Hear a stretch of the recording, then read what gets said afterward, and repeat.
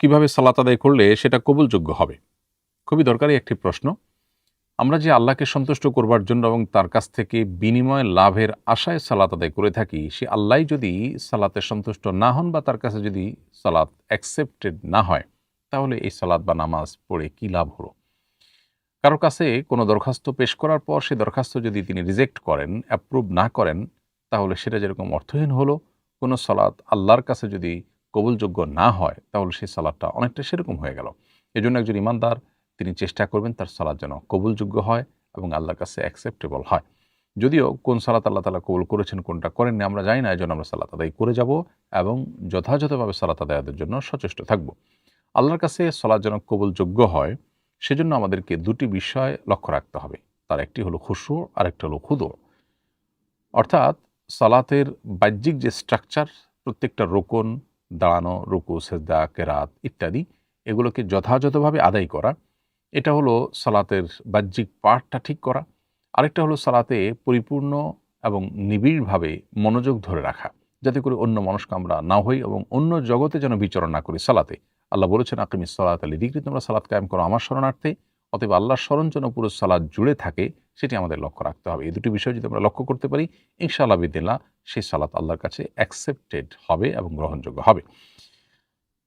আমাদের এই সালাত প্রসঙ্গে, অর্থাৎ যে সালাত আল্লাহর কাছে অ্যাকসেপ্টেবল হবে, সেই প্রসঙ্গে আল্লাহ রাব্বুল আলামিন কোরআনে কারিমে সূরা মুমিনুন 18 নম্বর পারার প্রথম সূরার প্রথম 2 আয়াতে বলেছেন, কদ আফলাহাল মুমিনুন আল্লাযীনা হুম ফি সলাতিহিম খাশিউন, সেই ঈমানদাররা সফল এবং সার্থক হবে যারা তাদের সালাতে খুশু এবং মনোযোগ ধরে রাখতে পেরেছেন। ঠিক একইভাবে বাহ্যিক স্ট্রাকচারটা যেন ঠিক থাকে, সে মর্মে নবী করিম সাল্লাল্লাহু আলাইহি সাল্লামের সুন্নাহকে অনুসরণ করে খুবই ধীরস্থিরতার সাথে সঠিকভাবে প্রত্যেকটা রুকুন আমাদেরকে পালন করতে হবে। বারা ইবনে আযিব রাদিয়াল্লাহু তাআলা আনহু বলেছেন, রমাক্তু সালাতা মা মুহাম্মদ সাল্লাল্লাহু আলাইহি সাল্লাম, আমি মুহাম্মদ সাল্লাল্লাহু আলাইহি সাল্লামের সালাতকে খুব গভীরভাবে নিবিড়ভাবে পর্যবেক্ষণ করেছি।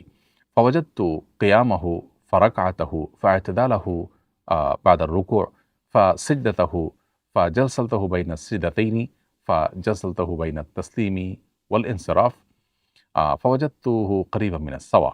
অর্থাৎ আমি নবী করিম সাল্লাল্লাহু আলাইহি সাল্লামের সালাতকে পর্যবেক্ষণ করার পর দেখলাম তার দাঁড়ানো, তার রুকু থেকে উঠা, সিজদা যাওয়া, সিজদা থেকে উঠে বসা, আবার সিজদা করা, আবার সিজদা থেকে উঠে বসা, সালাম ফেরানো আগ পর্যন্ত, এর সবগুলো কর্মকাণ্ডই একটা আরেকটার প্রায় কাছাকাছি ডিউরেশনের ছিল। অর্থাৎ এমন না যে একটা অনেক দীর্ঘ সময় ধরে করেছেন, আরেকটা অনেক তাড়াহুড়া করে করেছেন, এমন হয়নি। বরং একটা ব্যালেন্স ছিল।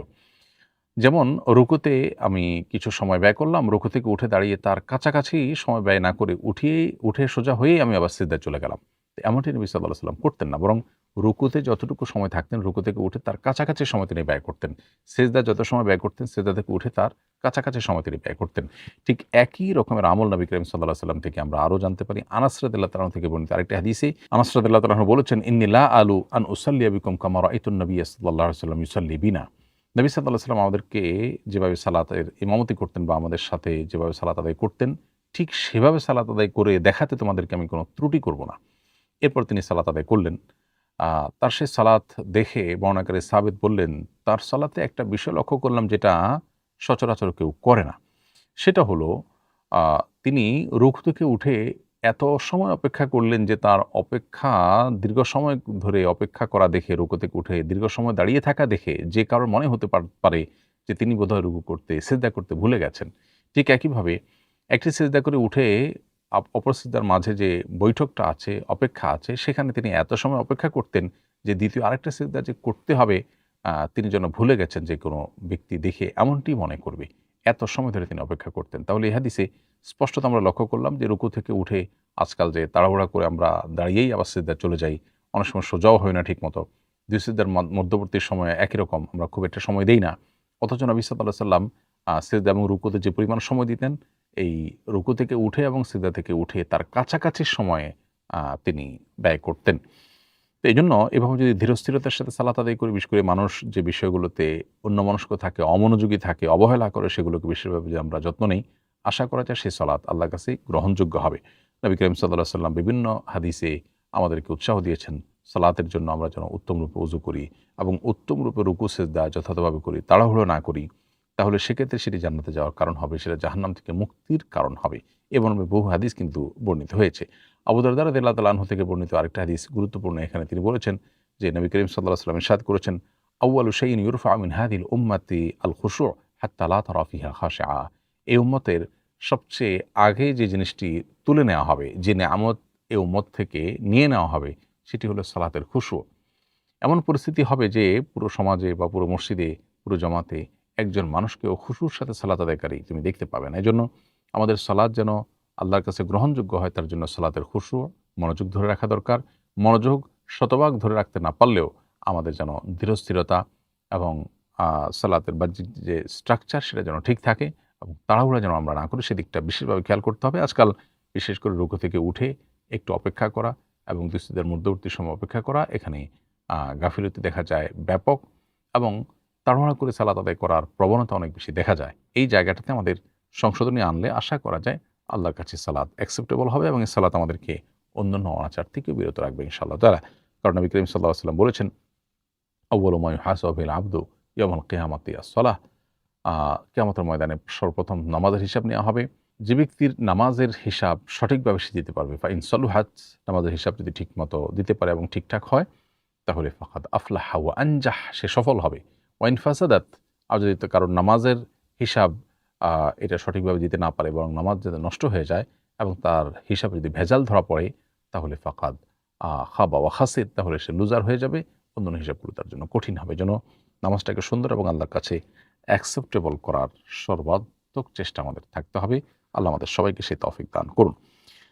নুরানি ও হিফজ মাদ্রাসা সংক্রান্ত নানা অঘটন এর খবর আমাদের সামনে আসছে, কিন্তু আলেমদের এ নিয়ে কোনো কার্যকর উদ্যোগ নিতে দেখা যাচ্ছে না। এ ব্যাপারে কোনো নেতৃস্থানীয় আলেমদের কোনো করণীয় কি নেই? অন্তত আপনি কি কোনো উদ্যোগ নেবেন?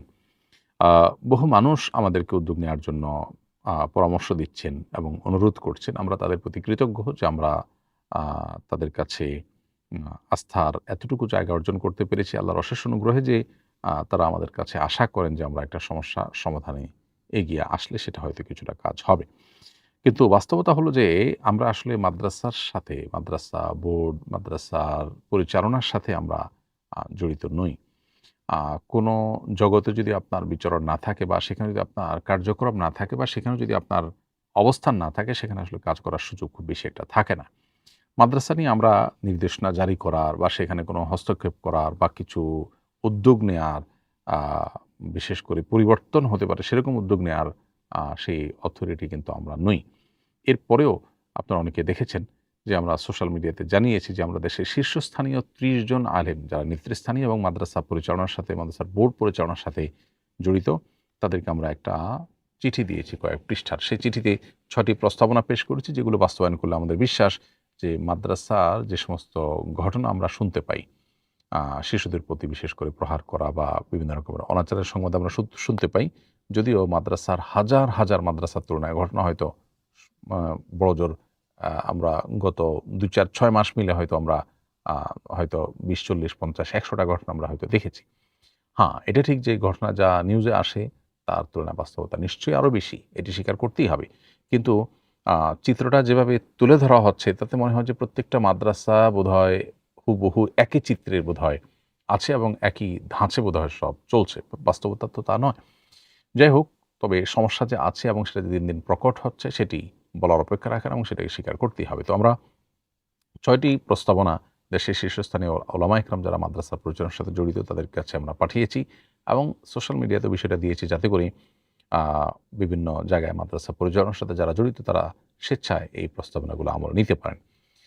ইতিমধ্যে হায়াতুল উলিয়া অর্থাৎ কওমি মাদ্রাসার পরিচালনার সাথে জড়িত বা কওমি মাদ্রাসা পরিচালনার সর্বোচ্চ অথরিটি যেটা সরকার কর্তৃক করে দেওয়া, সেটার মিটিং হয়েছে এবং তারা কিছু ইনিশিয়েটিভ নিয়েছেন। কিন্তু এই ইনিশিয়েটিভগুলো যদি পুরো পরিস্থিতির গভীরতা এবং জটিলতাটা অনুধাবন করতে পেরে সত্যিকার অর্থে এটা সমাধানের জন্য কার্যকর পদক্ষেপ নেওয়ার অংশ হিসাবে নেওয়া হয় এবং এটা ফলো আপ করা হয় সেভাবে, তাহলে ইনশাআল্লাহ এই সমস্যার সমাধান আশা করি হবে। আমরা দোয়া করি আল্লাহ তাআলা আমাদের এই দুরবস্থা দূর করে দিন এবং দিনের দুর্গগুলোকে আল্লাহ তাআলা হেফাজত করুন এবং সেগুলোর সমস্ত অনাচার থেকে আল্লাহ তাআলা সেগুলোকে রক্ষা করুন।